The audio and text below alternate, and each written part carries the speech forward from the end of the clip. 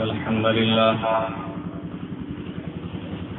نحمده ونستعينه ونستغفره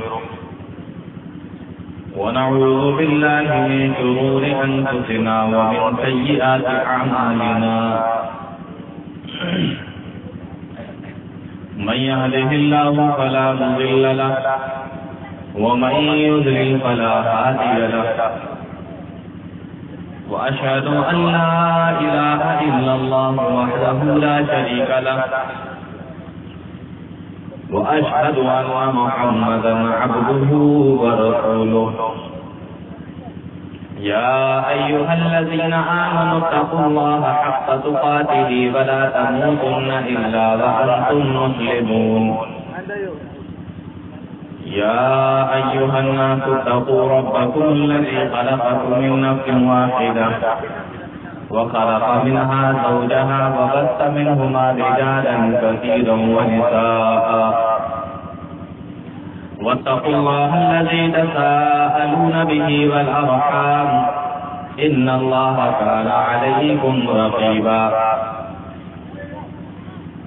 يا أيها الذين آمنوا اتقوا الله وقولوا قولا سديدا يصلح لكم أعمالكم ويغفر لكم ذنوبكم ومن يطع الله ورسوله فقد فاز فوزا عظيما أما بعد فإن خير الحديث كتاب الله وخير الهدي هدي محمد صلى الله عليه وسلم وشر الأمور محدثاتها وكل محدثة بدعة وكل بدعة ضلالة وكل ضلالة في النار. أعوذ بالله السميع العليم من الشيطان الرجيم من همزه ونفخه ونفثه. بسم الله الرحمن الرحيم. من عمل صالحا من ذكر أو أنثى فهو مؤمن فلنحيينه حياة طيبة ولنجزينهم أجرهم بأحسن ما كانوا يعملون. رب اشرح لي صدري ويسر لي أمري واحلل عقدة من لساني يفقهوا قولي. رب زدني علما. سبحانك لا علم لنا إلا ما علمتنا إنك أنت العليم الحكيم. اللهم أرنا الحق حقا وارزقنا اتباعه وأرنا الباطل باطلا وارزقنا اجتنابه. آمين. قابل قدر جناب صدر محترم اسٹیج پر تشریف فرما باوقار معزز علماء کرام، محترم سامعین، پردہ نشین خواتین، رات کافی بیت چکی ہے. مجھ سے پہلے ایک بہترین تقریر آپ نے سماعت کی ہے اور میرے بعد بھی انشاءاللہ فضیلت الشیخ جناب مولانا خورشید احمد صاحب مدنی حفظہ اللہ و تولا کا پرمغز اور جامع خطاب آپ لوگ سماعت کریں گے. بغیر کسی تمہید کے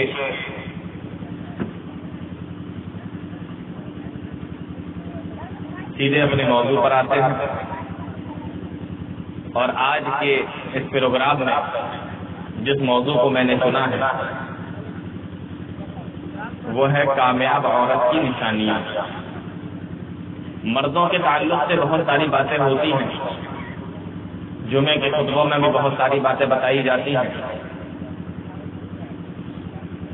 آج چند باتیں عورتوں کے تعلق سے آپ لوگوں کے سامنے رکھیں گے. موضوع ہے کامیاب عورت کی نشانیاں. کامیاب عورت کون ہے؟ قرآن و حدیث کے اندر کامیاب عورتوں کا تذکرہ یا ان کی نشانیاں کیا آئی ہیں. اس موضوع کو جاننے سے پہلے یہ جان لیں کہ کامیابی کہتے کس کو، تاکہ یہ معلوم ہو جائے کہ کامیاب عورت کون ہے. عربی زبان میں کامیابی کے لیے کئی لفظ استعمال کیے جاتے ہیں. اس میں تو جو مشہور لفظ ہیں وہ ہیں فاز اور دوسرا لفظ ہے فلاح. عربی زبان میں فاز کے معنی بھی کامیابی ہوتا ہے اور عربی زبان کے اندر فلاح کے معنی بھی کامیابی ہوتا ہے. لیکن فلاح اور فاز کے اندر تھوڑا سا فرق ہے. یہ دونوں لفظ استعمال ہوئے قرآن و حدیث کے اندر، لیکن دونوں کے اندر تھوڑا سا فرق ہے. فاز اس کامیابی کو کہتے ہیں جو انسان کا مقصد ہو، انسان کا ٹارگیٹ ہو کہ مجھے یہ حاصل کرنا ہی ہے، یہ چیز مجھے مل جانا چاہیے، اور وہ چیز وہ مقصد اس کا حاصل ہو جائے، حل ہو جائے، اس کو مل جائے، ایسی چیز کو فاز کہا جاتا ہے. اللہ نے فرمایا فمن زحزح عن النار وادخل الجنة فقد فاز. جس کو جہنم سے بچا لیا گیا اور جنت کے اندر داخل کر دیا گیا، فقد فاز، تو گویا کہ وہ کامیاب ہو گیا. یعنی جنت کے اندر جانا یہ انسان کا مقصد ہے. آپ کسی سے بھی پوچھیں جنت میں جانا چاہتے ہو تو کوئی یہ نہیں کہے گا کہ نہیں مجھے جنت میں نہیں جانا. ہر آدمی جنت میں جانا چاہتا ہے اور سارے نیک کام وہ اسی لیے کرتا ہے تاکہ اللہ رب العالمین اس کو جنت دے دے، جنت کے اندر اس کو مقام مل جائے. تو جنت اس کا مقصد ہے اور اسی چیز کو اللہ نے کیا فرمایا فقد فاز، تو گویا کہ وہ آدمی کامیاب ہو گیا جس کو جنت دے دی گئی. تو کامیابی کے لیے ایک لفظ فاز استعمال ہوتا ہے اور کامیابی کے لیے ایک لفظ فلاح استعمال ہوتا ہے. یہ بڑا مشہور لفظ ہے، آپ نے سنا ہوگا نمازوں کے اندر حی علی الفلاح، حی علی الفلاح، آؤ کامیابی کی طرف، آؤ کامیابی کی طرف. تو اس کے اندر جو لفظ استعمال ہوا فلاح کا، اس کے معنی بھی کامیابی ہوتا ہے، لیکن یہ اس کامیابی کو کہتے ہیں جو انسان کا مقصد نہ ہو. دنیا کے اندر بھی وہ چیزیں اللہ رب العالمین اس کو دے دے اور آخرت کے اندر بھی وہ تمام چیزیں اللہ رب العالمین اس کو دے دے جو یہ چاہتا ہو، لیکن اس نے اس کو ہدف نہ بنایا ہو اور اس نے اس کو اپنا مقصد نہ بنایا ہو. ایسی چیز کو فلاح کہا جاتا ہے عربی زبان کے اندر. معلوم یہ ہوا کہ دنیا اور آخرت دونوں کی کامیابی کو اللہ رب العالمین نے نماز کے ساتھ میں جوڑ دیا، اور اسی لیے ہر نماز کے لیے جب اذان دی جاتی ہے تو کیا کہا جاتا ہے حی علی الفلاح، آؤ کامیابی. تھوڑا سا ای کو کم کر دیجیے، تھوڑا سا کیجیے گا. تو یہ فلاح عربی زبان کے اندر استعمال ہوتا ہے اور اس کے معنی بھی کامیابی ہوتا ہے. تو یہ سمجھ میں آ گیا کامیابی کس کو کہتے ہیں؟ فمن زحزح عن النار وادخل الجنة فقد فاز. جس کو جہنم سے بچا لیا گیا اور جس کو جنت کے اندر داخل کر دیا گیا تو سمجھ لو وہ کامیاب.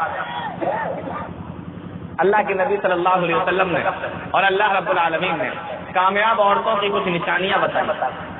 آئیے قرآن کی روشنی میں اس کو ذرا دیکھتے ہیں. اللہ فرماتا ہے یا ایھا النبی اذا جاءك المؤمنات يبايعنك على الا يشركن بالله شيئا. اے نبی، اگر آپ کے پاس میں مومنہ عورتیں آیا کریں، اگر آپ کے پاس میں مسلمان عورتیں آیا کریں اور آپ سے وہ بیعت کرنا چاہیں، اللہ کے نبی جناب محمد رسول اللہ صلی اللہ علیہ وسلم کے پاس مرد بھی آیا کرتے تھے، عورتیں بھی آیا کرتی تھی، اور وہ بیعت اللہ کے نبی صلی اللہ علیہ وسلم سے ہوا کرتی تھی، اور وہ مرد بھی بیعت ہوا کرتے تھے اللہ کے نبی صلی اللہ علیہ وسلم سے.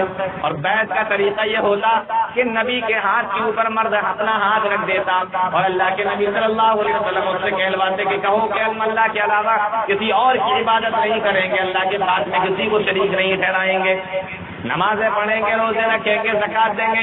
یہ تمام چیزیں اللہ کے نبی صلی اللہ علیہ وسلم ان سے کہلوایا کرتے تھے. یہ تو مردوں کے ساتھ میں نبی کا طریقہ تھا، لیکن عورتوں کے ساتھ میں نبی کا طریقہ یہ نہیں تھا۔ عورتیں جب اللہ کے نبی صلی اللہ علیہ وسلم کے پاس میں بیعت لینے کے لیے آیا کرتی تھی تو اللہ کے نبی صلی اللہ علیہ وسلم ان سے ہاتھ نہیں ملایا کرتے تھے، بلکہ اللہ کے نبی صلی اللہ علیہ وسلم ان کو پردے کے پیچھے بھی ڈال دیا کرتے تھے، اور وہ پردے کے پیچھے سے بولا کرتی تھی اللہ کے نبی صلی اللہ علیہ وسلم کے اور عورت کے درمیان یا عورتوں کے درمیان میں پردہ ہوا کرتا تھا۔ اور حدیث کے اندر آتا ہے ایک مرتبہ ایک عورت آئی اللہ کے نبی صلی اللہ علیہ وسلم سے بیعت کرنے کے لیے، اور اس نے اپنا ہاتھ بڑھایا جس طریقے سے مرد اپنا ہاتھ بڑھایا کرتے تو نبی کے ہاتھ کے اوپر ہاتھ رکھ کر بیعت کیا کرتے تھے۔ اللہ کے نبی صلی اللہ علیہ وسلم نے جب دیکھا کہ یہ عورت اپنا ہاتھ بڑھا رہی ہے اور مجھ سے مصافحہ کرنا چاہتی ہے، مجھ سے اپنا ہاتھ ملانا چاہتی ہے، اللہ کے نبی صلی اللہ علیہ وسلم نے ارشاد فرمایا انی لا اصافح النساء، اے لوگوں، اے عورت اپنے ہاتھ کو پیچھے کر لے، میں عورتوں سے مصافحہ نہیں کرتا، میں عورتوں سے ہاتھ نہیں ملاتا۔ معلوم یہ ہوا اللہ کے نبی صلی اللہ علیہ وسلم عورتوں سے ہاتھ نہیں ملایا کرتے تھے، عورتوں سے مصافحہ نہیں کیا کرتے تھے۔ آج ہمارے یہاں بھی بیعت کا طریقہ لوگوں نے نکال رکھا ہے، یہاں باقاعدہ عورتوں کے ہاتھ پر ہاتھ رکھ کر یا اپنے ہاتھ پر عورتوں سے ہاتھ رکھوا کر بیعت کی جاتی ہے۔ یہ بیعت کا طریقہ آپ کو کس نے بتایا؟ اللہ کے نبی صلی اللہ علیہ وسلم کا یہ طریقہ نہیں تھا۔ آپ عورتوں کے اپنے ہاتھ پر عورتوں کا ہاتھ نہیں رکھا کرتے تھے یا عورتوں کا ہاتھ اپنے ہاتھ میں نہیں لیا کرتے تھے۔ آپ ان سے اگر بیعت بھی لیتے تو پردے کے پیچھے سے لیا کرتے تھے، بول کر لیا کرتے تھے، مصافحہ نہیں کیا کرتے تھے۔ اور حدیث کے اندر آیا انی لا اصافح النساء، اے عورت اپنے ہاتھ کو پیچھے کھینچ لے، میں محمد رسول اللہ صلی اللہ علیہ وسلم میں عورتوں سے مصافحہ نہیں کرتا۔ نبی ان سے بیعت لیا کرتے تھے، مردوں سے بیعت لیتے تھے تو ہاتھ سے ہاتھ رکھ کر، اور عورتوں سے لیتے تھے تو بول کر ہاتھ نہیں۔ اور کیا بیعت لیتے؟ اللہ رب العالمین ارشاد فرماتا ہے یبایعنک، یہ عورتیں آپ کے پاس میں آئیں اور آپ سے بیعت کریں تو کس چیز کے اوپر یہ بیعت کریں گی؟ سب سے پہلے تو یہ الا اللہ یشرکن باللہ شیئا، کہ وہ اللہ کے ساتھ میں کسی کو شریک نہیں ٹھہرائیں گی، اللہ کے ساتھ میں کسی کو شریک نہیں کریں گی۔ سب سے پہلے اس چیز کے اوپر بیعت لی جاتی تھی کہ وہ اللہ کے ساتھ میں کسی کو شریک نہیں ٹھہرائیں گی، اللہ کے علاوہ کسی دوسرے کے سامنے سر نہ جھکائیں گی، اللہ کے علاوہ کسی دوسرے کے سامنے اپنی جھولی نہیں پھیلائیں گی، اللہ کے علاوہ کسی دوسرے کے سامنے اپنے ہاتھوں کو نہیں پھیلائیں گی۔ الا اللہ یشرکن باللہ شیئا، اور جب عورتیں اللہ کے نبی صلی اللہ علیہ وسلم سے اس چیز کے اوپر بیعت لے لیا کرتی تھی تو تاریخ گواہ ہے، حدیثوں کے اندر لکھا ہوا ہے ان عورتوں نے اپنی جان دینا تو گوارا کر لیا، لیکن کسی دوسرے کے سامنے اپنے سر کو جھکانا گوارا نہ کیا۔ اپنی جان دینا گوارا تو کر لیتی تھی، لیکن اللہ کے علاوہ کسی دوسرے کے سامنے ہاتھ پھیلانا اور اللہ کے علاوہ کسی دوسرے سے اپنی حاجت روائی اور مشکل کشائی کے لیے دعائیں مانگنا برداشت نہیں کرتی تھی۔ کبھی کسی دوسرے سے نہ دعا مانگی، نہ فریاد کی، اور نہ کبھی کسی دوسرے کے سامنے سر جھکایا۔ مؤرخین نے تو یہاں تک لکھا ہے جب وہ اللہ کے نبی صلی اللہ علیہ وسلم سے یہ بیعت کر لیتی الا اللہ یشرکن باللہ شیئا، اے نبی ہم آپ سے یہ وعدہ کرتے ہیں، ہم آپ سے یہ بیعت کرتے ہیں کہ اللہ کے علاوہ کسی دوسرے کے ساتھ، اللہ کے علاوہ کسی دوسرے کو، اللہ کے ساتھ ہم کسی دوسرے کو شریک نہیں ٹھہرائیں گے، اللہ کے علاوہ کسی دوسرے کو ہم سجدہ نہیں کریں گے، ہم ان سے دعائیں نہیں مانگیں گے، ہم ان کے سامنے اپنے دامنوں کو نہیں پھیلائیں گے۔ اللہ کے نبی سے جب یہ وعدہ وہ لے لیا کرتی تھی، مورخین نے لکھا ہے، آپ تاریخ میں اٹھا کر دیکھو تو آپ کو معلوم ہوگا کتنی عورتیں ایسی تھی جنہوں نے اپنی جان کو تو دے دی لیکن اپنے ایمان کو اپنے ہاتھ سے جانے نہ دیا، توحید کو اپنے ہاتھ سے جانے نہ دیا، اور محمد رسول اللہ صلی اللہ علیہ وسلم سے کیے ہوئے وعدے کو انہوں نے ٹوٹنے نہ دیا۔ اٹھا کر دیکھیے حضرت سمیہ رضی اللہ تعالیٰ عنہ، حضرت سمیہ رضی اللہ تعالیٰ عنہ کی زندگی دیکھو۔ ابو جہل نے ان کے دونوں پیروں میں رسیاں بندھوا دی اور دو اونٹوں سے رسیوں کو باندھ دیا گیا اور دونوں کو مخالف سمت میں کھڑا کر دیا گیا، اور ابو جہل نے کہا اے سمیہ بھی باز آ جا، اللہ کے ساتھ تم شریک کرنے لگ، اللہ کے ساتھ تم کسی دوسرے کے سامنے بھی سجدے کرنے لگ، ورنہ بھی تیرے جسم کے 2 حصے کر دیے جائیں گے، ورنہ بھی تیرے جسم کے 2 حصے کر دیے جائیں گے۔ تاریخ گواہ ہے زمین و آسمان نے یہ منظر دیکھا کہ حضرت سمیہ رضی اللہ تعالیٰ عنہ نے اپنے جسم کے 2 حصے تو کروا لیے، اپنے جسم کے 2 حصوں میں ہونا تو گوارا کر لیا، لیکن اللہ کے ساتھ انہوں نے کسی کو شریک نہ کیا، تو وہ بیعت لیا کرتی تھی اللہ یشرکن باللہ شیئا، اے نبی ہم آپ سے بیعت لیتے ہیں، ہم آپ سے وعدہ کرتے ہیں کہ اللہ کے ساتھ کسی کو شریک نہیں ٹھہرائیں گے۔ کامیاب عورتوں کی پہچان کہ وہ اللہ کے ساتھ کسی کو شریک نہیں کرتی ہیں، کیونکہ عورتوں کا جو معاملہ ہے وہ مردوں کے مقابلے میں تھوڑا کمزور ہوتا ہے، ایمانیات کے اندر، عقائد کے اندر عورتوں کا معاملہ مردوں سے کمزور ہوتا ہے، ان کا ایمان مردوں سے کمزور ہوتا ہے اور وہ جلدی بہک جاتی ہیں، جلدی پھسل جاتی ہیں۔ اللہ کے نبی صلی اللہ علیہ وسلم سے دوسری بیعت لیا کرتے تھے، پہلی چیز تو یہ وہ اللہ کے ساتھ میں کسی کو شریک نہیں کریں گی، اور دوسری ولا یسرقن، اور وہ چوری بھی نہیں کریں گی۔ اب آپ کو سن کر بڑا عجیب سا لگ رہا ہوگا کہ عورتیں اور چوری، لیکن ہاں جس زمانے میں اللہ کے نبی صلی اللہ علیہ وسلم آئے تھے، آپ کے آنے سے پہلے اس دور کو دور جاہلیت کہا جاتا ہے، اور اس دور کے اندر جس طریقے سے مرد چوری کیا کرتے تھے، عورتیں بھی اسی طریقے سے چوری کیا کرتی تھی۔ مرد بھی اس زمانے کے اندر چور تھے اور عورتیں بھی اس زمانے کے اندر چور تھی، اس لیے اللہ رب العالمین نے حکم دیا ولا یسرقن، اے عورتوں اب تم مسلمان ہو گئی ہو، تم نے میرے نبی سے وعدہ کر لیا ولا یسرقن، تم چوری نہیں کرو گے، چوری سے منع کر دیا گیا۔ اور آپ کو معلوم ہوگا اللہ کے نبی جناب محمد رسول اللہ صلی اللہ علیہ وسلم کے زمانے میں مخزوم قبیلے کی ایک عورت نے چوری کر لی تھی، اپنے قبیلے کی شریف اور مالدار عورت تھی، پھر بھی چوری کرتی تھی۔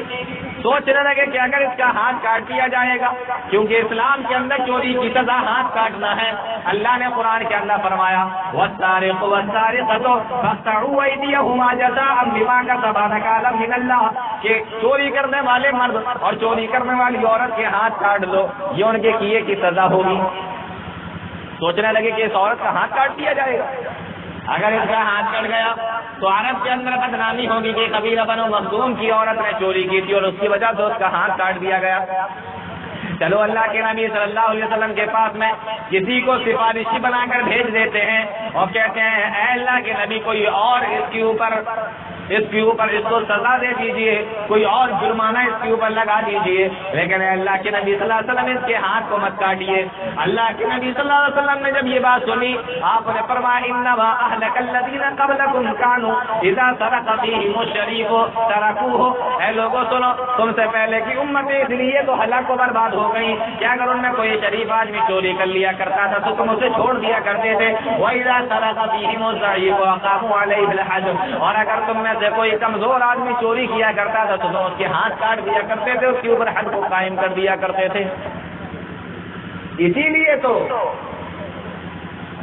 فرمایا اللہ کے نبی جناب محمد رسول اللہ صلی اللہ علیہ وسلم نے اے لوگوں سنو، یہ تو قبیلہ بنو مخزوم کی عورت ہے جس کا نام فاطمہ ہے، اس نے چوری کی ہے۔ لو ان فاطمہ بنت محمد سرقت لقطعت یدها، اگر میری حقیقی بیٹی فاطمہ نے بھی چوری کی ہوتی تو میں اس کے بھی ہاتھ کاٹ دیتا۔ تو دوسری بیعت اللہ کے نبی صلی اللہ علیہ وسلم چیز کی لیتے تھے، دوسرا معاملہ یہ ہوتا تھا ولا یسرقن، کہ وہ چوری نہیں کریں گی۔ اس دور کے اندر عورتیں چوری کیا کرتی تھی اور آج کے دور کے اندر بھی عورتیں چوری کیا کرتی ہیں۔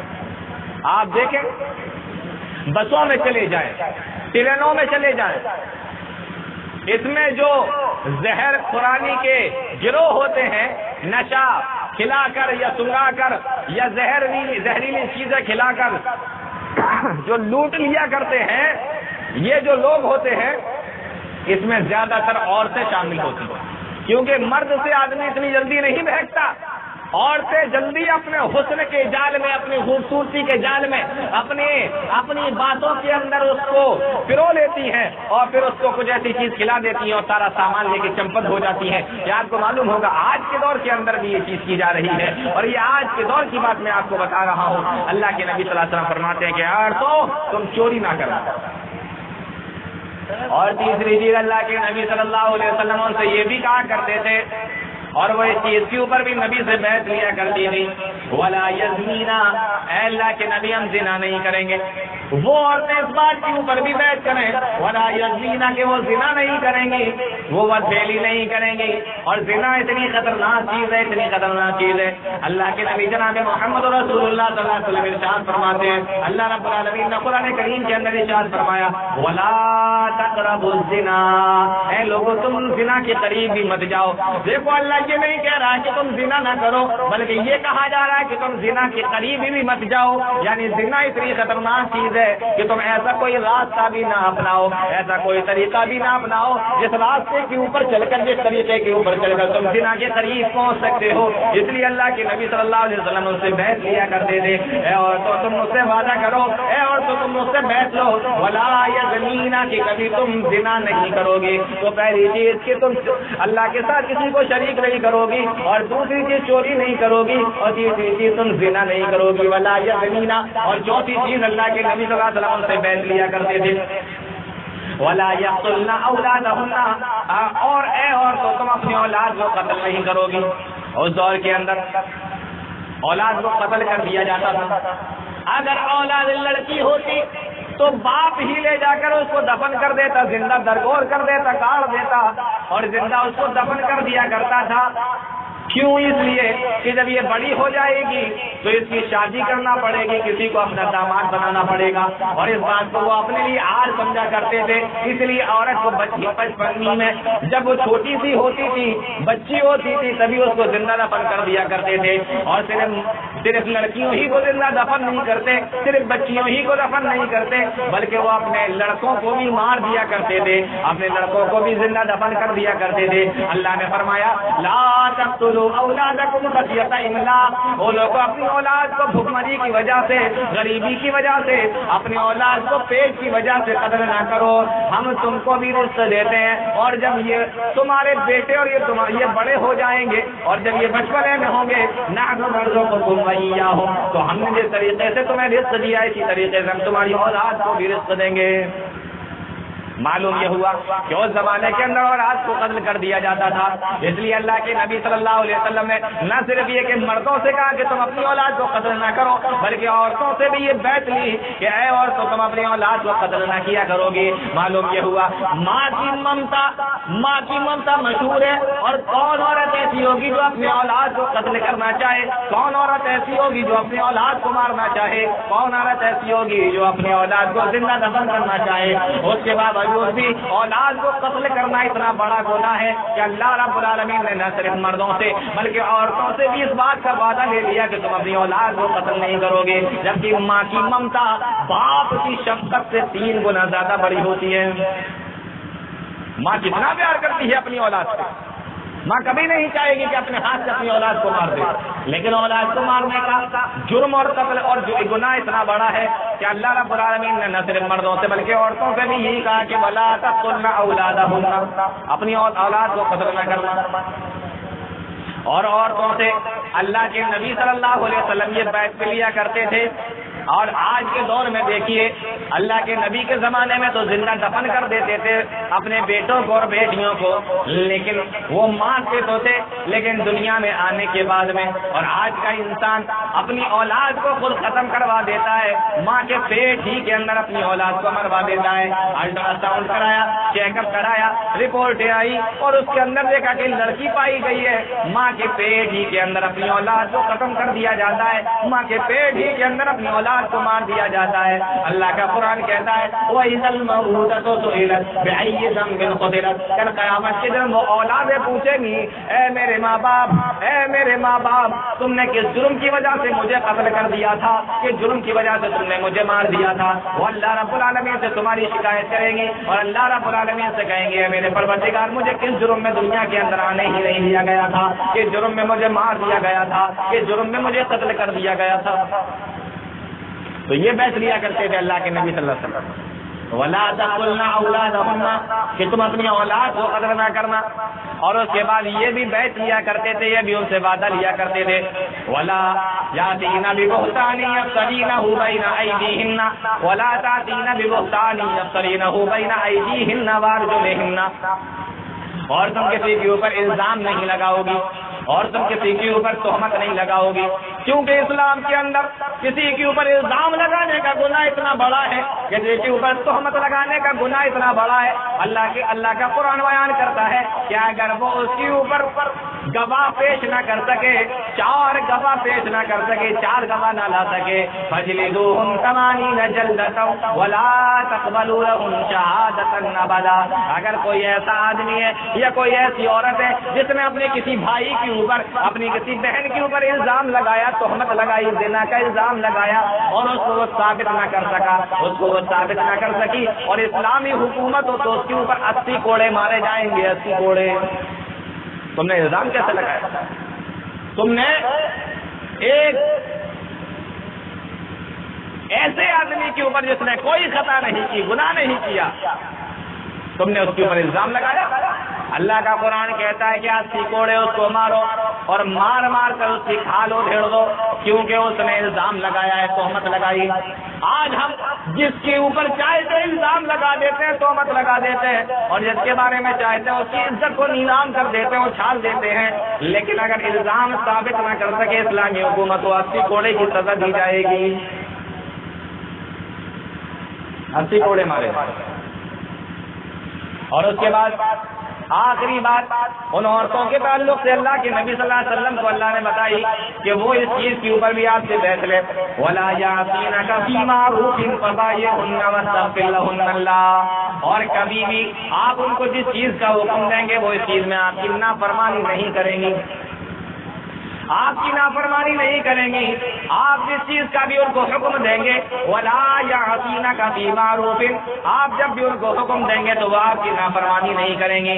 اے میرے نبی، اگر اتنی چیزیں عورتیں مان لیں، اللہ کے ساتھ میں کسی کو شریک نہ کریں، چوری نہ کریں، زنا نہ کریں اور اپنی اولاد کو قتل نہ کریں اور تہمت الزام نہ لگائیں اور آپ کی نافرمانی بھی نہ کریں، جب وہ اتنی چیز کے اوپر آپ کی بیعت کر لیں، آپ سے بیعت لے لیں، آپ سے وعدہ لے لیں، اللہ، اے میرے نبی تو آپ بھی ان کے لیے مغفرت کی دعا کریں، آپ بھی ان کے لیے استغفار کرتے رہیں۔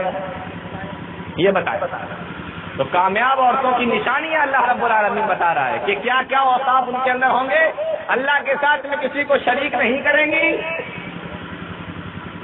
چوری نہیں کریں گی، زنا نہیں کریں گی، اولاد کو قتل نہیں کریں گی، الزام نہیں لگائیں گی، نبی کی نافرمانی نہیں کریں گی۔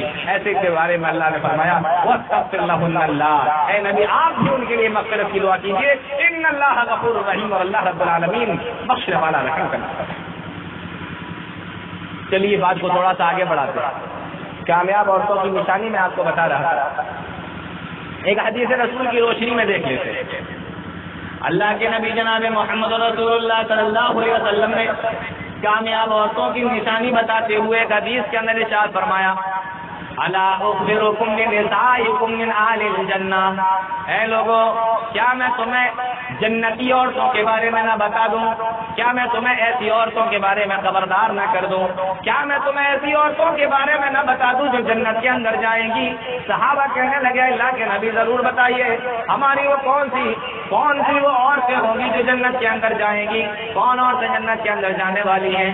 اللہ کے نبی صلی اللہ علیہ وسلم کی نشانی بتائی اور فرمایا الودود، وہ اپنے شوہروں سے بہت زیادہ محبت کرنے والی ہوں گی، اپنے شوہروں سے بہت زیادہ محبت کرنے والی ہوں گی، الودود الودود۔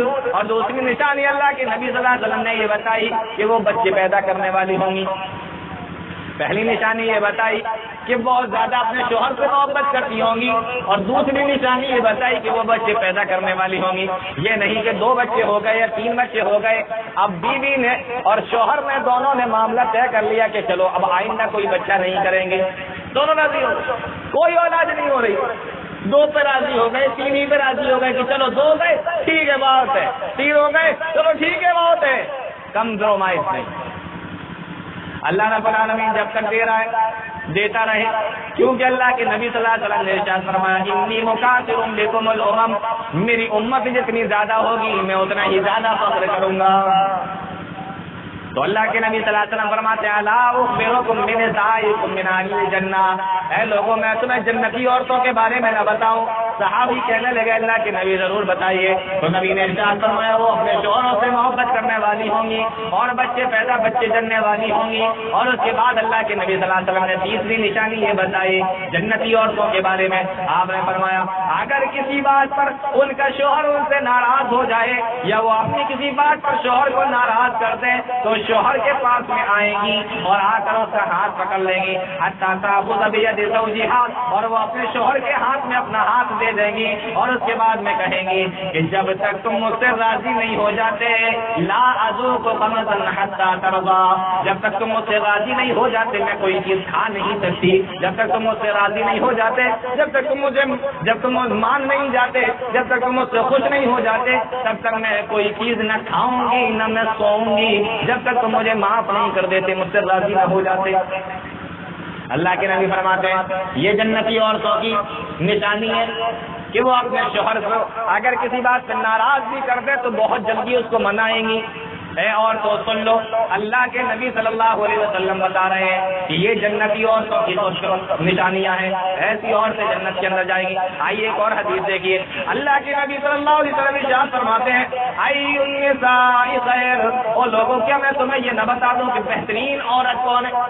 ابھی بتایا تھا کہ جنتی عورت کون ہے, اور اس حدیث کے اندر اللہ کے نبی صلی اللہ علیہ وسلم ارشاد فرماتے ہیں ای النساء خیر, اے لوگوں کیا یہ نہ بتا دوں کہ جنت کی بہترین عورت کون ہے؟ اللہ کے نبی صلی اللہ علیہ وسلم نے ان کی نشانی فرمائی التی تسرہ اذا نظر, جب تم دیکھو تو تم اس کو دیکھ کر خوش ہو جاؤ. پہلی نشانی کیا بتائی؟ جب اپنی بیوی کو دیکھو تو دیکھ کر اس کو خوش ہو جاؤ, یعنی وہ اس طریقے سے بناؤ سنگار کے ساتھ میں رہتی ہو کہ جب بھی تمہاری نظر اس کے اوپر پڑے تو تمہارا دل خوش ہو جائے کہ میں نے کتنا بہترین اپنے لیے لائف پارٹنر چنا ہے, کتنی بہترین بیوی میں نے بنائی ہے, کتنی اچھی شریک حیات لے کر آیا ہوں, کتنی اچھی بیوی لے کر آیا ہوں. بناؤ سنگار کے ساتھ اپنے شوہر کے لیے بناؤ سنگار کے ساتھ میں رہتی ہو, منہ چڑھا کے نہ رہتی ہو, ہر ٹائم غصے میں نہ رہتی ہو. اور آج تو عورتوں کے بارے میں یہ دیکھنے میں آیا ہے کہ جب کہیں شادی میں جانا ہوتا ہے تو بناؤ سنگار بھی کرتی ہیں, بہترین کپڑے بھی پہنتی ہیں اور کریم اور پاؤڈر بھی لگاتی ہیں, پوری سج سور کے جاتی ہیں, اور گھر کے اندر رہیں گی تو اس طریقے سے رہیں گی جیسے گھر میں کوئی چڑیل رہ رہی ہو. گھر میں اس طریقے سے رہتی ہیں کہ جیسے چڑیل لے رہی ہو, بال بکھرے ہوئے, چہرہ گندا, کپڑے گندے ہو رہے ہیں, عجیب حیت بنا کے رہتی ہے. شوہر دن بھر کا تھکا ہارا جب شام کو گھر پہ آئے سوچا کہ تھوڑی سی تھکن مٹ جائے گی, اور سامنے آ کے جو اس نے بیوی کا چہرہ دیکھ لیا تو اور ٹینشن میں ہو گیا کہ اس کو کیا ہو گیا, یہ کیسی صورت بنا کے گھوم رہی, لے کے تو بیوی آئے تھے, لے کے تو عورت آئے تھے, اور یہ چڑیل اور ڈائن کی طرح کیسے گھوم رہی. اللہ کے نبی فرماتے ہیں التی تسرہ اذا نظر, جب شوہر اس کو دیکھے تو وہ اس کو خوش کر دے.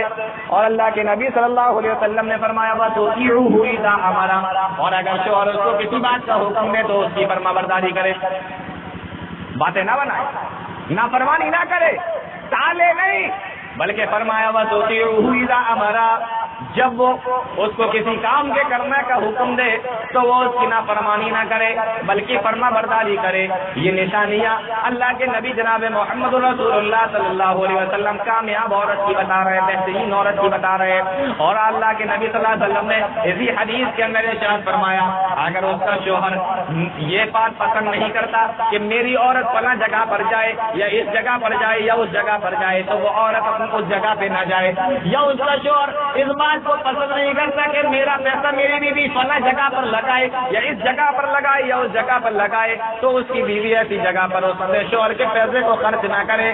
اللہ کے نبی صلی اللہ علیہ وسلم ارشاد فرماتے ہیں ولا تخالفه في نفسها ومالها, اگر وہ ایسی جگہ پر اپنے اس کے مال کو اور اپنے نفس کو ایسی جگہ پہ نہ لگائے جہاں پہ شوہر اس کا پسند نہ کرتا. شوہر کو یہ پسند نہیں کہ میری عورت فلاں کے گھر پہ جائے تو نہ جائے, شوہر کو یہ بات پسند نہیں کہ میرا پیسہ عورت فلاں جگہ پر دے دے یا فلاں کو دے دے تو نہ دے. یہ بہترین عورت کی نشانی اللہ کے نبی صلی اللہ علیہ وسلم بتا. آئیے میرے بھائیوں ذرا دیکھو, اور میری ماؤں بہنوں اگر تمہارے کانوں میں آواز جا رہی ہو, دیکھو جنتی عورتوں کی, کامیاب عورتوں کی نشانیاں اللہ کے نبی صلی اللہ علیہ وسلم حدیثوں کے اندر بتا رہے ہیں.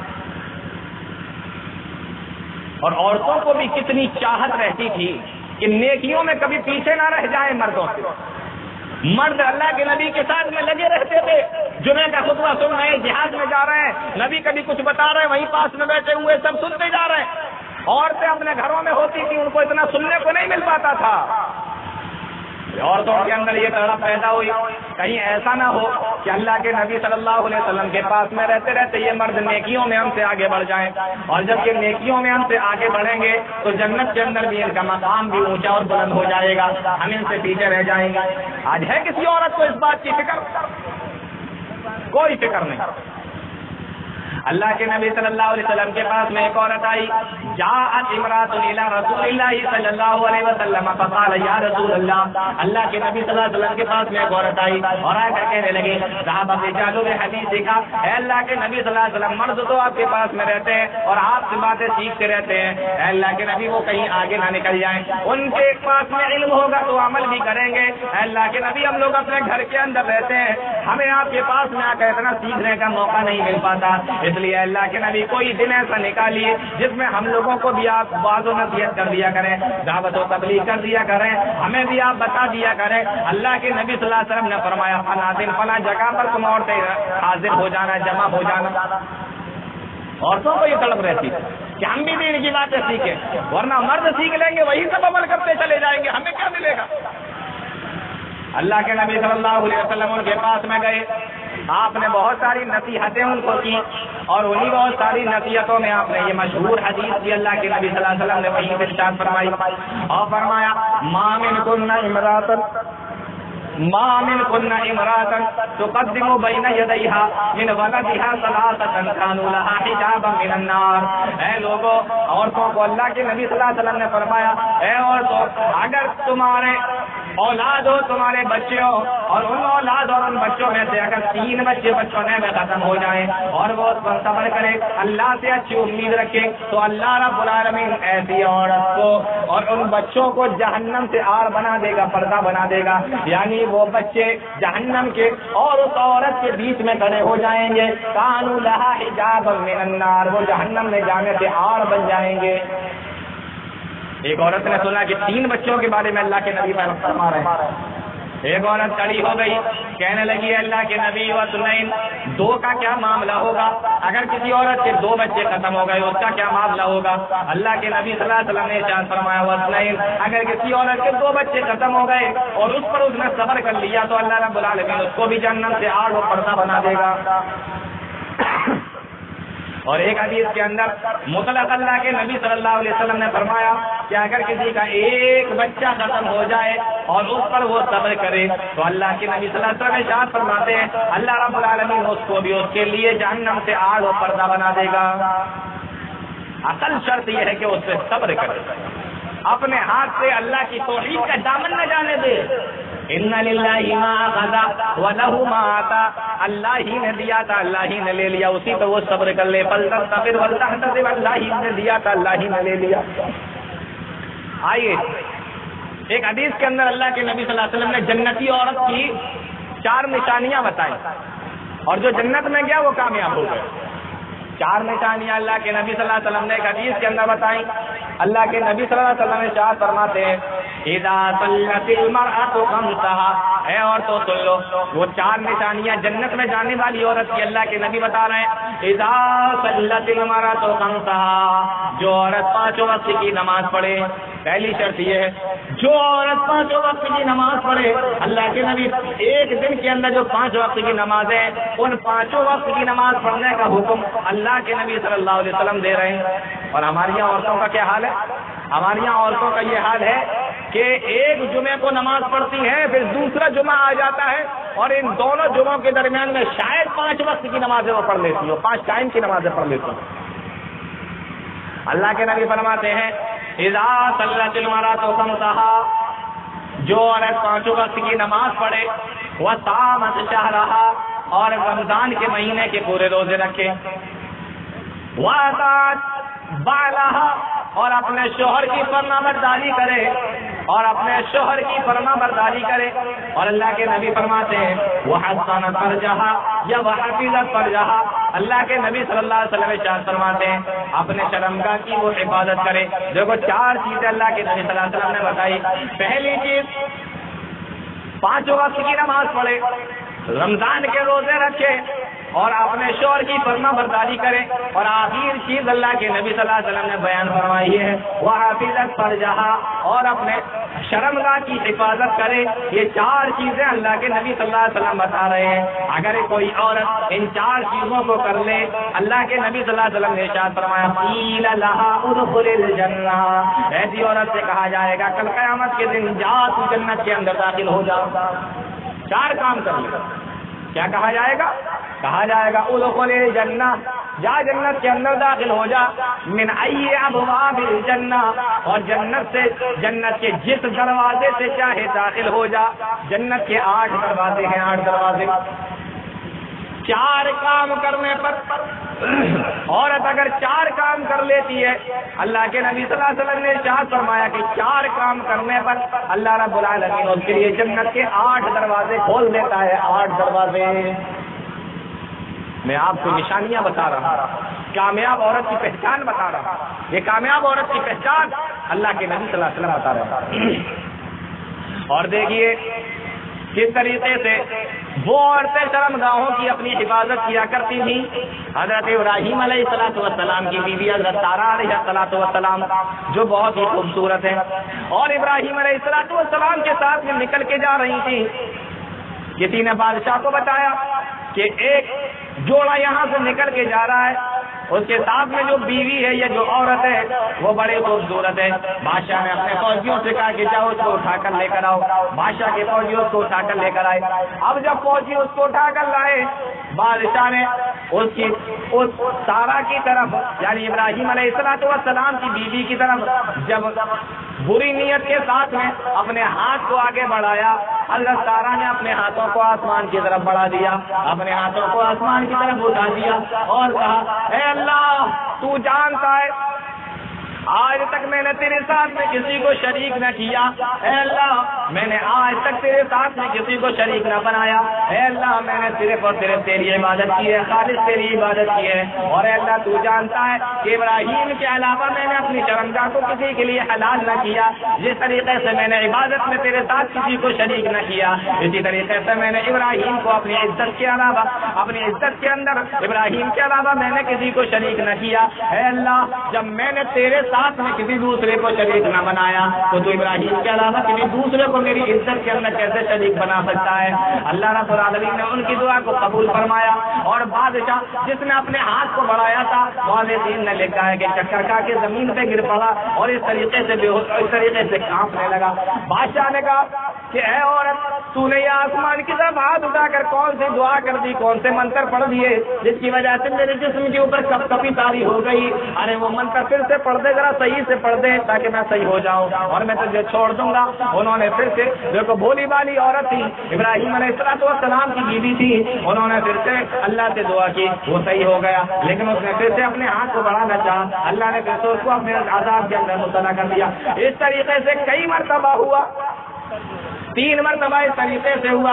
آخر میں کہنے لگا کہ اب آخر بار میرے لیے دعا کر دو, ہم تمہارے اوپر بری نیت سے تمہیں نہیں دیکھیں گے, بری نیت سے تمہاری طرف ہاتھ نہیں بڑھائیں گے. انہوں نے پھر سے دعا کر دی اور وہ صحیح ہو گیا. اور پھر اس نے بدلے میں اپنی بیٹی ہاجرہ کو بھی ان کے ساتھ میں کر دیا کہ تو چلی جا, میرے یہاں محل میں رہنے سے بہتر ہے کہ تو اس نیک عورت کے ساتھ میں چلی جا, اور اس کا جو شوہر ہے جو نیک آدمی اس کے ساتھ میں تو چلی جا. اللہ رب العالمین نے کس طریقے سے اپنی بندی سارہ کی عزت کی حفاظت فرمائی. کیوں؟ اس لیے کہ انہوں نے اپنی شرمگاہ کی حفاظت کی تھی, انہوں نے اپنی عزت کی حفاظت کی تھی. اللہ رب العالمین نے بھی ان کی عزت کی حفاظت فرمائی. میں بتا یہ رہا تھا کہ 4 کام عورتیں کر لیں. اذا صلت المرأة خمسا, 5 وقت کی نماز پڑھے, رمضان کے روزے رکھے اور اپنے شوہر کی فرمانبرداری کریں. اور فرمایا وحفظت فرجہا, اور اپنے شرمگاہ کی حفاظت کریں. ان سے کہا جائے گا ادخل الجنہ من ابواب الجنۃ شئت, جنت کے 8 دروازوں میں سے چاہو جس دروازے سے داخل ہو جاؤ. معلوم یہ ہوا کہ 4 کام کرنے پر اللہ رب العالمین عورت کو 8 دروازوں میں سے اجازت دے دے گا جہاں سے جنت میں داخل ہو جاؤ. یہ تھی عورتیں اس زمانے کی. اس زمانے کی عورتوں کا یہ معاملہ تھا اور یہ حال تھا.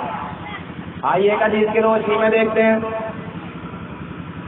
اللہ کے نبی صلی اللہ علیہ وسلم کے پاس ایک عورت آئی. بخاری کی روایت ہے اس عورت کے پاس میں 2 چھوٹی چھوٹی بچیاں تھیں. اس عورت کے پاس 2 چھوٹی چھوٹی بچیاں تھیں. اللہ کے نبی صلی اللہ علیہ وسلم گھر پہ موجود نہیں تھے. حضرت عائشہ صدیقہ رضی اللہ تعالیٰ عنہ فرماتی ہیں اے لوگوں جب وہ عورت ہمارے گھر کے اندر آئی بھوکی تھی اور ہمارے گھر کے اندر صرف ایک کھجور رکھی ہوئی تھی. میں نے وہ کھجور کو نکالا اور اس کے 2 حصے کر دیے. وہ کھجور کو نکال کر میں نے اس عورت کو دے دیا.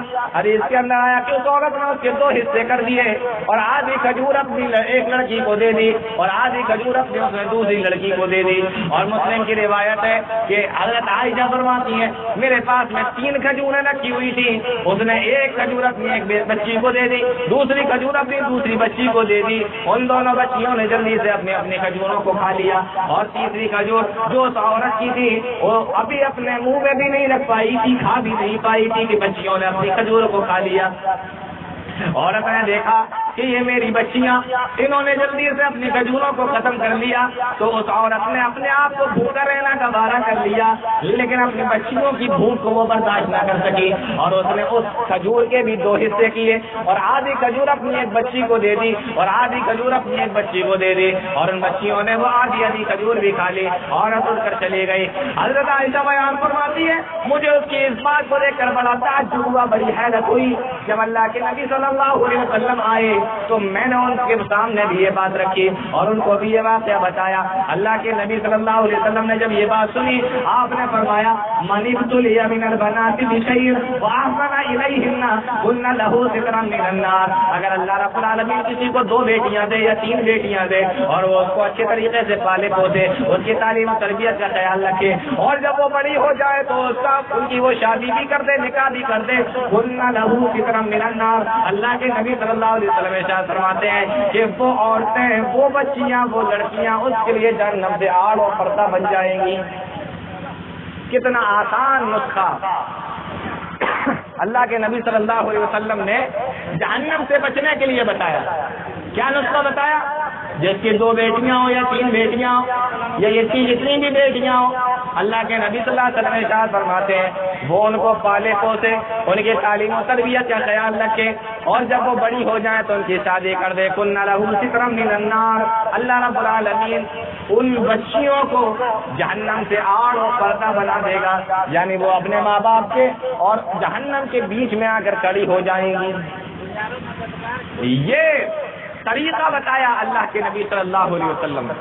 دیکھیے اللہ کے نبی جناب محمد رسول اللہ صلی اللہ علیہ وسلم آپ جنتی عورتوں کی پہچان بتا رہے ہیں, کامیاب عورتوں کی پہچان بتا رہے ہیں, کامیاب عورتوں کی نشانیاں بتا رہے ہیں. آئیے میں آپ کے سامنے ایک کامیاب عورت کا تذکرہ کرتا چلوں اور یہ کوئی معمولی عورت نہیں, مکہ کے سردار کی بیٹی ہے جن کا نام ابو سفیان ہے. ابو سفیان نے اسلام قبول نہ کیا لیکن ان کی بیٹی ام حبیبہ نے اسلام قبول کر لیا. ان کی بیٹی ام حبیبہ اسلام لے آئی اور ان کا شوہر عبداللہ بن جہش بھی اسلام لے آیا.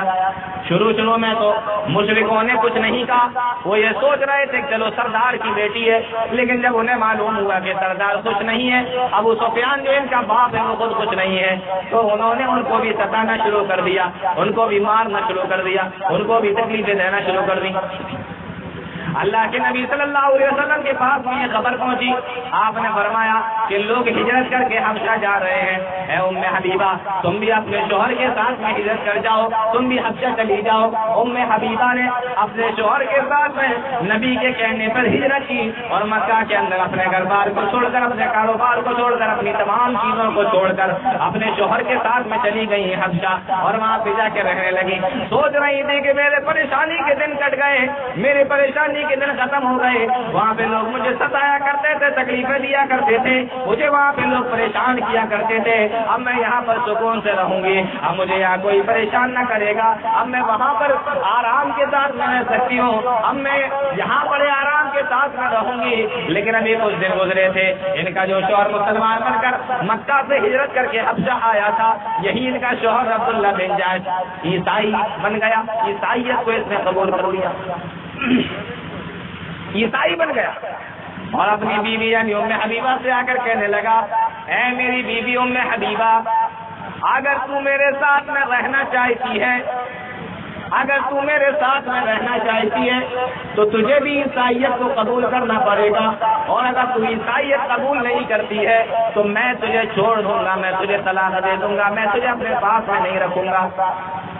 غور کیجئے گا، اگر کسی دوسرے ملک کے اندر اپنے شہر کی بات نہیں، اپنے ملک کی بات نہیں، ایک عورت اپنے شوہر کے ساتھ میں کسی دوسرے ملک کے اندر جائے اور وہاں پہ جا کر شوہروں سے یہ کہنے لگے کہ تو اگر میرے ساتھ میں رہنا چاہتی ہے تو تجھے میرے دین کے اوپر چلنا پڑے گا، جس دین کے اوپر میں ہوں اس کو ماننا پڑے گا، ورنہ میں تجھے چھوڑ دوں گا۔ اور ایسی حالت میں عورت کو وہ چھوڑ بھی دے، میرے بھائیو ذرا غور کرو، اس عورت کے اوپر کیا بیتے گی، کہاں جائے گی، کس کے پاس میں جائے گی، اس عورت کے اوپر کیا بیتے گی، کیا گزرے گی، ذرا اندازہ کر کے دیکھیے۔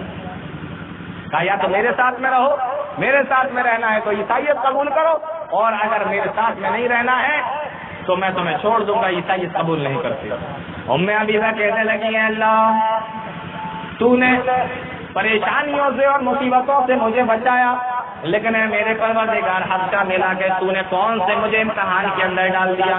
اے اللہ، اگر میں اپنے شوہر کی بات مانتی ہوں تو پھر میں مشرک بن جاؤں گی، موحد نہیں رہوں گی۔ اے اللہ، اب میرے پاس میں دو ہی طریقے ہیں، یا تو میں تیری بات مان لوں یا میں اپنے شوہر کی بات مان لوں۔ اگر میں تیری بات مانتی ہوں تو شوہر میرا مجھے چھوڑ دے گا، اور اگر میں شوہر کی بات مانتی ہوں تو پروردگار میں تو کہیں کی بھی نہیں رہوں گی۔ سوچنے لگی، لیکن اگر میں نے شوہر کی بات نہ مانی تو میں اس ملک کے اندر اجنبی رہ جاؤں گی، یہاں تو میرا کوئی بھی نہیں ہے، یہ تو الگ دوسرا ملک ہے، میں کہاں جاؤں گی؟ برادر سوچتے نہیں، اور اپنے شوہر سے کہہ دیا کہ سن لے، تجھے عیسائیت قبول کرنا تھی، تو نے قبول کر لی، لیکن کبھی یہ نہ سوچنا کہ ام حبیبہ اپنا دھرم بدل دے گی، ام حبیبہ اپنے دین کو بدل دے گی۔ ام حبیبہ آج بھی اسلام کے اوپر قائم ہے، قائم ہے، اور آج اپنے اسلام کے اوپر جمی ہوئی ہے۔ اگر تو مجھے چھوڑنا چاہتا ہے تو مجھے چھوڑ دے، لیکن ام حبیبہ کبھی بھی اسلام سے، دین سے کمپرومائز نہیں کر سکتی۔ ہم نہیں چھوڑ سکتے اسلام کو۔ شوہر نے چھوڑ دیا ام حبیبہ کو، اب سوچنے لگی کہاں جاؤں، اکیلا ملک، اکیلی عورت، اجنبی ملک، اجنبی عورت، کہاں جاؤں؟ اگر میں اپنے ملک مکہ جاتی ہوں، عرب جاتی ہوں، تو وہاں پر پھر سے میرے اوپر تکلیفوں کے اور پریشانیوں کے پہاڑ توڑے جائیں گے، اور اگر نہیں جاتی ہوں تو مجھے یہاں پہ تنہا اکیلے رہنا پڑے گا، جہاں میرا کوئی پرسان حال نہیں ہے۔ انہیں سب چیزوں کے اندر دن گزر رہے تھے کہ ایک دن ام حبیبہ کا دروازہ کھٹکھٹایا، صبح کا وقت ہے، ام حبیبہ نے اپنا دروازہ کھولا، سامنے دیکھا کہ بادشاہ کی خادمہ کھڑی ہوئی ہے، بادشاہ کی غلام باندھی لونڈی کھڑی ہوئی ہے۔ دروازہ کھولا، ام حبیبہ کہنے لگی کیا بات ہے، یہ صبح ہی صبح اگر تم میرے گھر کا دروازہ کیسے کھٹکھٹا رہی ہو، میرے کمرے کا دروازہ کیسے کھٹکھٹا رہی ہو؟ تو وہ خادمہ جواب دیتی ہے کہ میں تمہارے پاس میں خوشخبری لے کر آئی ہوں۔ پوچھا کون سی خوشخبری لے کر آئی ہو؟ جواب دیا کہ تمہیں اللہ کے نبی جناب محمد رسول اللہ صلی اللہ علیہ وسلم نے نکاح کا پیغام بھیجا ہے۔ کیا بھیجا ہے؟ اللہ کے نبی صلی اللہ علیہ وسلم نے نکاح کا پیغام بھیجا ہے، اور اگر تم نبی سے نکاح کرنا چاہتی ہو تو تم ہاں کر دو، تمہارا نکاح نبی کے ساتھ میں ہو جائے گا۔ کہنے لگی دنیا کی کون سی عورت ہوگی جو نبی کے ساتھ میں نکاح نہیں کرنا چاہتی ہوگی؟ دنیا کی کون سی عورت ہوگی جو نبی کے ساتھ میں نکاح نہیں کرنا چاہتی ہوگی؟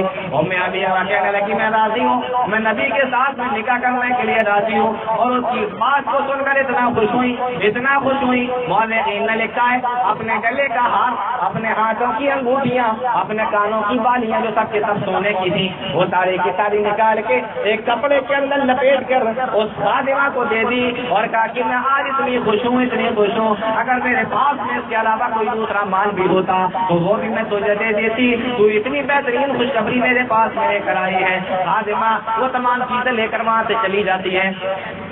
تھوڑی دیر کے بعد نکاح کی تقریب ہوتی ہے۔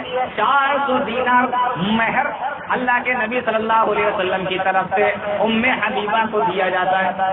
کتنا مہر دیا جاتا ہے؟ 400 دینار۔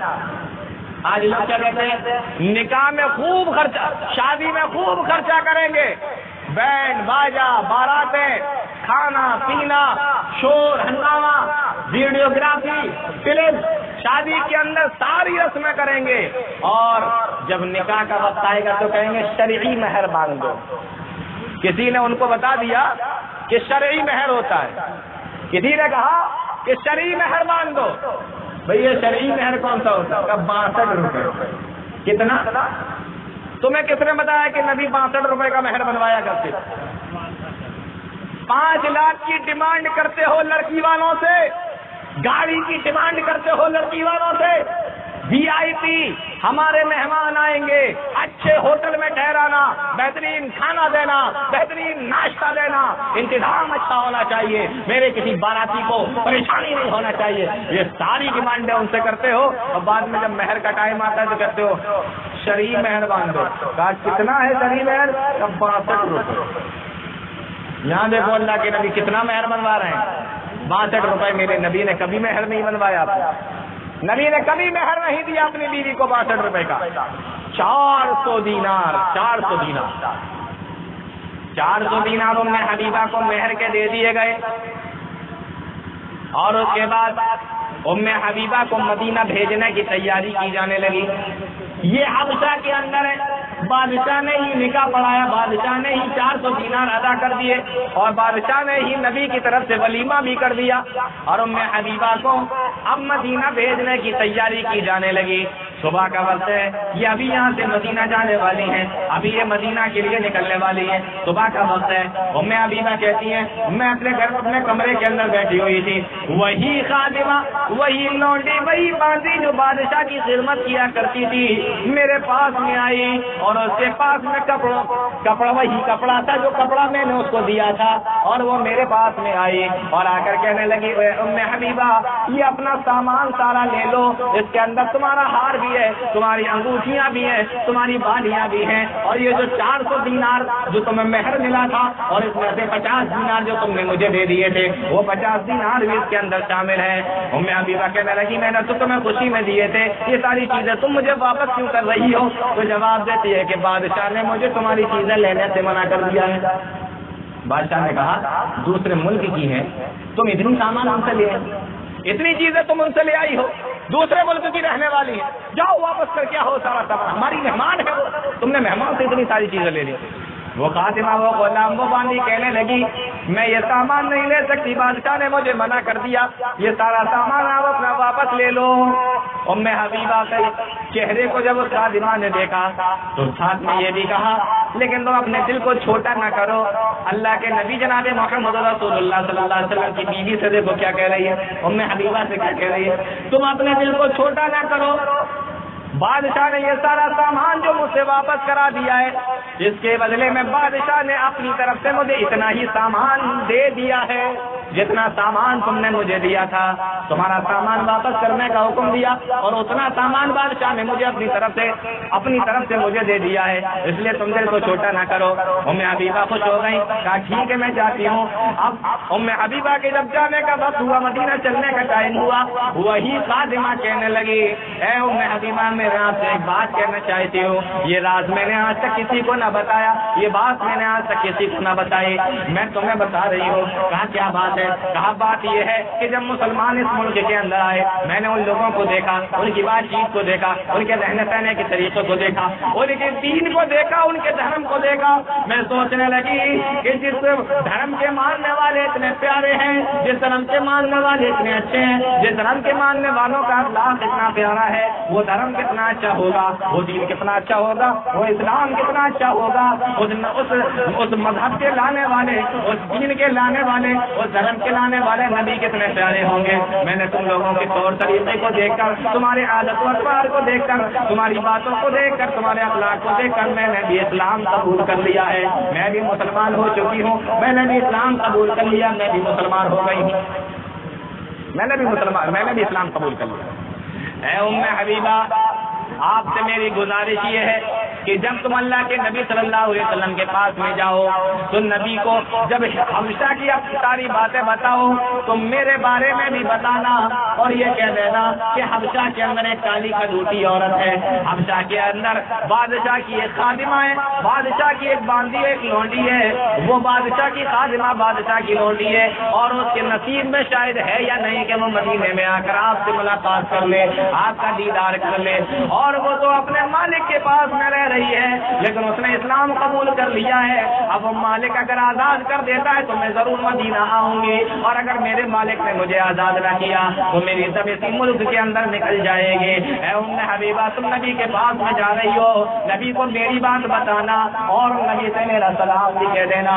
اور یہ کہہ کے وہ پھوٹ پھوٹ کے رونے لگی، اے کاش میری قسمت میں بھی ہوتا، میں بھی نبی سے ملاقات کرتی، میں بھی نبی کا دیدار کرتی، میں بھی نبی سے ملاقات کرتی، اے کاش میری قسمت کے اندر بھی ہوتا۔ ام حبیبہ نے جب اس کو روتے ہوئے دیکھا، اپنے کلیجے سے لگا لیا، اپنے گلے سے لگا لیا اور اس کے سر پر بڑے پیار سے ہاتھ پھیرا اور فرمایا میں تیرا سلام ضرور نبی سے کہوں گی، تیری باتیں بھی میں نبی کو ضرور بتاؤں گی۔ اور ام حبیبہ جب مدینہ کے اندر آ گئی، انہوں نے اللہ کے نبی صلی اللہ علیہ وسلم کو اس کالی کلوٹی عورت کی ساری باتیں بھی بتائی اور ساتھ میں یہ بھی کہا کہ انہوں نے آپ کو سلام کہہ دیا تھا۔ میرے نبی نے جب یہ باتیں سنی تو آپ نے فرمایا وعلیہ السلام ورحمۃ اللہ وبرکاتہ، اللہ کی سلامتی اس عورت کے اوپر، اللہ کی رحمت کی برکتیں ہوں اس عورت کے اوپر۔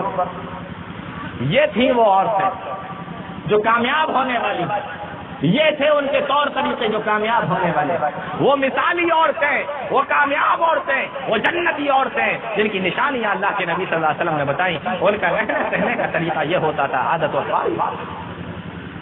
آئیے ام حبیبہ کی بات چل رہی ہے۔ ام حبیبہ رضی اللہ تعالیٰ نبی کے ساتھ میں رہنے لگی۔ باپ ابو سفیان نے ابھی تک اسلام قبول نہیں کیا اور باپ ابھی تک مسلمان نہیں ہوا ہے۔ ابو سفیان نے ابھی تک اسلام قبول نہیں کیا، ابھی تک مسلمان نہیں ہوا۔ سن 8 ہجری کے اندر جب مکہ فتح ہونے کا وقت آیا، سوچنے لگا کہ اب تو اللہ کے نبی صلی اللہ علیہ وسلم مکہ کے اوپر حملہ کرنے آ رہے ہیں، تو کسی نے مشورہ دیا کہ جاؤ نبی سے معافی مانگ لو، ورنہ ہو سکتا ہے کہ تمہارے قتل کا بھی حکم اللہ کے نبی صلی اللہ علیہ وسلم دے دیں۔ یہ مدینہ کے اندر چھپتے چھپاتے آیا اور سیدھے نبی سے جا کر معافی مانگ لے، اتنی ہمت نہ ہوئی۔ پھر خیال آیا کہ ارے میری بیٹی ام حبیبہ تو نبی کی بیوی ہے، نبی تو میرے داماد ہے، چلو ڈائریکٹ جانے کی میری ہمت نہیں ہو رہی ہے، تو لاؤ میں اپنی بیٹی کے پاس میں جاتے ہیں، اپنی بیٹی سے کہیں گے نبی کے سامنے میری سفارش کر دو، نبی سے مجھے معافی دلا دو۔ یہ اپنی بیٹی کے گھر پہ گیا، ام حبیبہ کے گھر پر گیا۔ ابو سفیان نے جب دروازہ کھولا، ام حبیبہ نے دیکھا کہ میرا باپ میرے گھر کے اندر آ رہا ہے اور نبی کا بستر بچھا ہوا تھا۔ ام حبیبہ نے بستر کو لپیٹ دیا۔ جب دیکھا کہ ام حبیبہ میری بیٹی بستر کو لپیٹ رہی ہے اور اکٹھا کر کے ایک طرف رکھ دیا ہے، تو اپنی بیٹی سے کہنے لگا ہے میری بیٹی میں مکہ کا سردار ہوں، یہ معمولی سا بستر ہے اس لیے تو میرے کو لپیٹ کے رکھ دیا کیونکہ یہ میرے لائق نہیں ہے، کیا تو نے اسی وجہ سے اس کو لپیٹ دیا ہے؟ ام حبیبہ جواب دیتی ہے کہ نہیں نہیں، میں نے اس کو اس لیے لپیٹ دیا ہے کہ تو مشرک ہے اور یہ امام الانبیاء محبوب کبریا جناب محمد رسول اللہ کا بستر ہے، تو اس لائق ہے ہی نہیں کہ بستر کے اوپر بیٹھ جا، اس بستر کے اوپر بیٹھ جائے تو اس لائق ہی نہیں ہے، اس لیے میں نے بستر کو سمیٹ کے رکھ دیا ہے۔ اللہ رب العالمین کی خاطر اپنے باپ کی بھی کوئی حیثیت نہیں سمجھا، اپنے نبی کی خاطر اپنے باپ کو بھی کوئی ترجیح نہیں دی۔ یہ ہے وَلَا يَعْصِينَكَ فِي مَعْرُوفٍ، اور نبی کے کبھی بھی نافرمانی نہیں کریں گے۔ آئیے میری ماں و بہنوں ذرا غور کرو، ایک اور عورت کا میں آپ کو تذکرہ بتاؤں، ایک کامیاب عورت کا تذکرہ میں آپ کے سامنے کر دوں، ایک کامیاب عورت کے بارے میں آپ کو بتا دوں۔ حضرت عمر فاروق رضی اللہ تعالیٰ امیر المومنین ہے، خلیفۃ المسلمین ہے، مسلمانوں کے سردار ہیں، اور یہ آپ لوگوں کو معلوم ہے کہ وہ رات میں گشت کرنے کے لیے جایا کرتے تھے، چکر لگانے کے لیے جایا کرتے تھے، دیکھ بھال کے لیے جایا کرتے تھے۔ کہیں پہ کوئی مسافر ہو تو اس کو راستہ بتا دیا جائے، کوئی مریض ہو تو اس کا علاج کروایا جائے، کوئی بھوکا مل جائے تو اس کو کھانا دے دیا جائے۔ اللہ کے نبی صلی اللہ علیہ وسلم گشت کیا کرتے تھے، چکر لگایا کرتے تھے۔ اللہ کے نبی جناب محمد رسول اللہ صلی اللہ علیہ وسلم کے یہ تابعی امیر المومنین حضرت عمر فاروق رضی اللہ تعالیٰ رات کے وقت میں گشت لگایا کرتے تھے، چکر لگایا کرتے تھے۔ حضرت عمر فاروق رضی اللہ تعالیٰ ایک مرتبہ اپنے غلام کے ساتھ میں جا رہے تھے، اور جب مدینہ کا چکر لگایا، چلتے چلتے تھک گئے، ایک جگہ پہ ایک مکان بنا ہوا تھا، اسی کی دیوار پہ سہارا لے کر بیٹھ گئے اور اپنی پیٹھ کو اس کی دیوار سے لگا دیا اور آرام کرنے لگے۔ صبح کی فجر کی نماز کا وقت ہونے والا تھا، اپنے غلام سے کہنے لگے رک جاؤ، تھوڑا سستا لو، تھوڑی دیر بیٹھ لو، تھوڑا آرام مل جائے گا، پھر اٹھ کر چل دوں گا۔ حضرت عمر فاروق رضی اللہ تعالیٰ عنہ نے جیسے ہی اپنی پیٹھ کو لگایا اور ابھی تھوڑی دیر ہی گزری تھی بیٹھے ہوئے کہ اسی گھر سے آواز آ رہی ہے، ایک ماں اپنی بیٹی سے کہہ رہی ہے بیٹی اٹھو، صبح کا وقت ہونے والا ہے، جانوروں نے دودھ بھی زیادہ نہیں دیا ہے اور لوگ بھی دودھ خریدنے کے لیے آنے والے ہیں، اٹھ جاؤ اور جلدی سے اٹھ کر دودھ کے اندر پانی ملا دو۔ کیا کہہ رہی ہے؟ دودھ کے اندر پانی ملا دو۔ بیٹی نے جب یہ سنا کہنے لگی اے امی جان، میں دودھ کے اندر پانی نہیں ملا سکتی۔ کیوں نہیں ملا سکتی ہو؟ کہا اس لیے نہیں ملا سکتی کہ حضرت عمر فاروق رضی اللہ تعالیٰ عنہ کا، امیر المومنین کا، مسلمانوں کے بادشاہ کا یہ اعلان ہو چکا ہے کہ کوئی بھی اپنے دودھ کے اندر پانی ملا کر نہ بیچے، اس لیے میں دودھ کے اندر پانی نہیں ملا سکتی۔ تو وہ ماں کہنے لگی عمر نے اعلان تو ضرور کیا ہے، لیکن عمر کوئی دیکھ تھوڑی رہا ہے، عمر کو کیا معلوم کہ ہم نے کیا کیا، عمر دیکھ تھوڑی رہا ہے، عمر یہاں موجود نہیں ہے، عمر دیکھ نہیں رہا ہے۔ تو وہ بیٹی جواب دیتی ہے کہ اگر عمر نہیں دیکھ رہا ہے تو کیا ہوا، اللہ تو دیکھ رہا ہے، اللہ رب العالمین تو دیکھ رہا ہے، میں دودھ کے اندر پانی نہیں ملا سکتی۔ یہ باتیں حضرت عمر فاروق اپنے کانوں سے سن رہے ہیں، اٹھے اور گھر کے مکان کو اچھے طریقے سے دیکھ لیا اور اپنے غلام سے بھی کہا یہ مکان اچھے طریقے سے پہچان لو، بھول مت جانا۔ یہ دونوں لوگ چلے گئے، صبح کا وقت ہوا، حضرت عمر فاروق رضی اللہ تعالیٰ عنہ نے اس ماں کو بھی بلایا، اس لڑکی کو بھی بلایا۔ حضرت عمر فاروق رضی اللہ تعالیٰ عنہ نے اپنے سامنے کھڑا کیا اور پوچھا ذرا بتاؤ تم دونوں لوگ رات میں کیا باتیں کر رہے تھے؟ ماں نے جب یہ سنا کانپنے لگی، برا حال ہے ماں کا، لیکن بیٹی خاموش کھڑی ہے، ماں کانپ رہی ہے۔ حضرت عمر فاروق رضی اللہ تعالیٰ عنہ کہتے ہیں کہ بتاؤ تو صحیح تم لوگوں نے آپس میں رات میں کیا باتیں کی تھی؟ ماں نے اور بیٹی نے بالکل صحیح بتا دیا کہ ہم نے یہ باتیں کی تھی۔ عمر فاروق تو خود اس کو اپنے کانوں سے سن چکے تھے۔ حضرت عمر فاروق رضی اللہ تعالیٰ عنہ اس لڑکی کی باتوں سے اتنا خوش ہوئے، اس کے تقوی اور پرہیزگاری پہ اتنا راضی ہوئے، اتنا خوش ہوئے، اپنے تینوں بیٹوں کو بلایا اور بلانے کے بعد میں فرمایا او میرے بیٹو، میں عمر بوڑھا ہو چکا ہوں، اگر میرے اندر نکاح کی تھوڑی سی بھی خواہش باقی ہوتی تو اس دیندار لڑکی سے میں شادی کر لیتا، کیونکہ میں بوڑھا ہو چکا ہوں۔ اب تم بتاؤ تینوں میں سے کون اس سے شادی کرنے کے لیے تیار ہو؟ اس سے اچھی بیوی تمہیں کہیں نہیں ملے گی، اس سے زیادہ نیک بیوی تمہیں کہیں نہیں ملے گی، اس سے زیادہ دیندار بیوی تمہیں کہیں نہیں ملے گی، بتاؤ تم میں سے کون اس سے شادی کرنے کے لیے تیار ہے؟ جو دو بیٹے اس میں سے بولے کہ ہم دونوں کی آلریڈی شادی ہو چکی ہے، بچے بھی ہیں، ایک بیٹا جس کا نام عاصم تھا کہنے لگا ابو جان میری شادی نہیں ہوئی، اگر یہ لڑکی آپ کو اتنی زیادہ پسند ہے، اس کی دینداری اور پرہیزگاری اور تقویٰ آپ کو اتنا زیادہ پسند ہے، اے ابو تو اس کے ساتھ میں میری شادی کر دیجیے۔ حضرت عمر فاروق رضی اللہ تعالیٰ عنہ نے اپنے بیٹے عاصم کی شادی اس کے ساتھ میں کر دی۔ اور دیکھیے میری ماؤں بہنوں ذرا غور کیجیے، کل تک وہی عورت جو اپنے گھر کے اندر دودھ بیچا کرتی تھی، وہی لڑکی جو اپنے گھر کے اندر دودھ بیچا کرتی تھی، آج اپنی دینداری کی وجہ سے، آج اپنے تقوی کی وجہ سے، آج اپنے پرہیزگاری کی وجہ سے حضرت عمر فاروق رضی اللہ تعالیٰ عنہ کے گھر کے اندر بہو بن کر آ رہی ہے۔ یہ تھی وہ کامیاب عورتیں جن کی نشانیاں اللہ کے نبی صلی اللہ علیہ وسلم نے اپنی حدیثوں کے اندر بیان فرمائی۔ کامیاب عورت کے تعلق سے میں آپ کے سامنے بات کر رہا ہوں، اس تعلق سے میں نے چند حدیثیں آپ لوگوں کے سامنے رکھی اور دو عورتوں کا تذکرہ میں نے آپ لوگوں کے سامنے کیا۔ آئیے ایک عورت کا اور تذکرہ کرتے ہیں، کامیاب عورت جو نشانیاں اللہ کے نبی صلی اللہ علیہ وسلم نے بتائی ہیں، اس کے بعد میں پھر اپنی بات کو ختم کرتا ہوں۔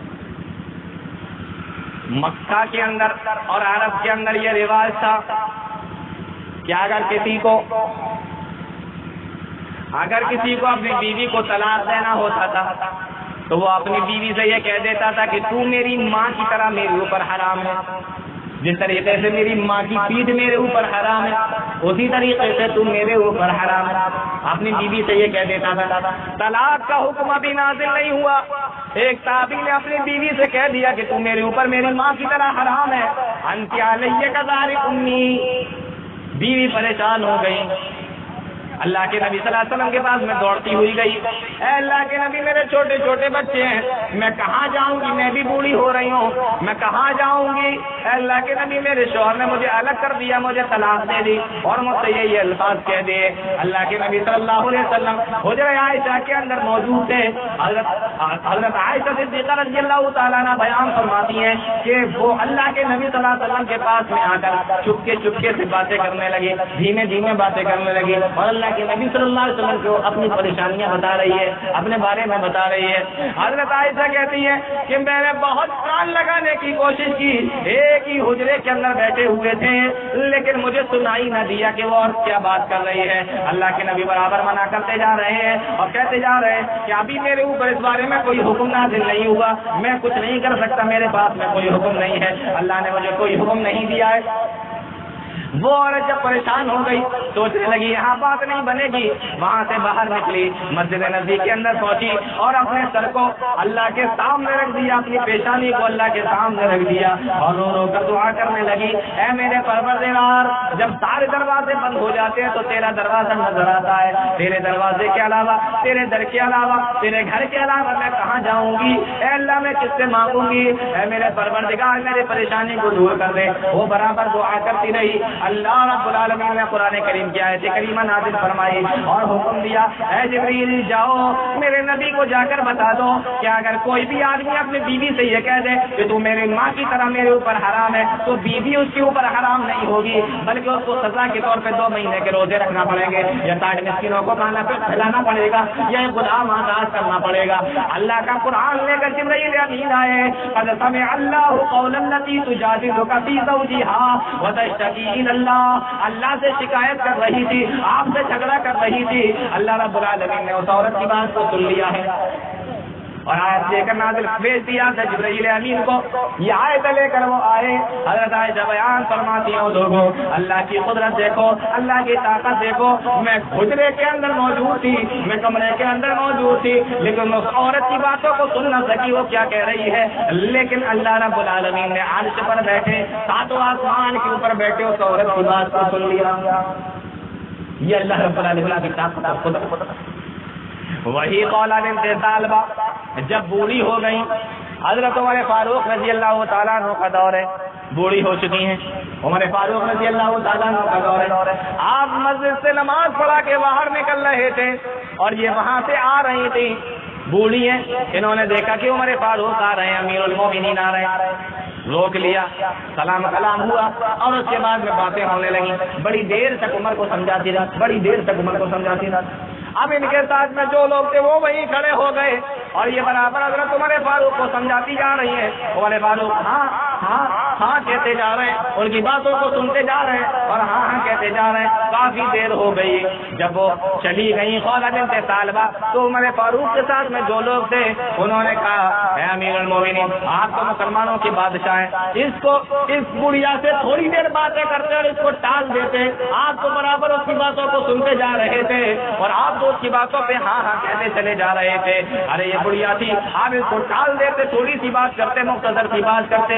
حضرت عمر فاروق رضی اللہ تعالیٰ عنہ نے فرمایا، وہ لوگوں میں ایسی عورت کی بات کیوں نہ سنوں، میں ایسی عورت کی بات کیوں نہ سنوں جس کی بات کو اللہ نے عرش پر سنا ہو، جس کی بات کو اللہ نے 7 آسمان کے اوپر سنا ہو، میں ایسی عورت کی بات کیوں نہ سنوں اور جس کی بات کو اللہ نے عرش پر سنا ہو، عمر کی کیا مجال ہے کہ ایسی عورت کی بات کیوں نہ سنے۔ یہ تھی وہ عورتیں جن کے بارے میں اللہ کے نبی صلی اللہ علیہ وسلم نے فرمایا کہ یہ کامیاب ہونے والی عورتیں ہیں۔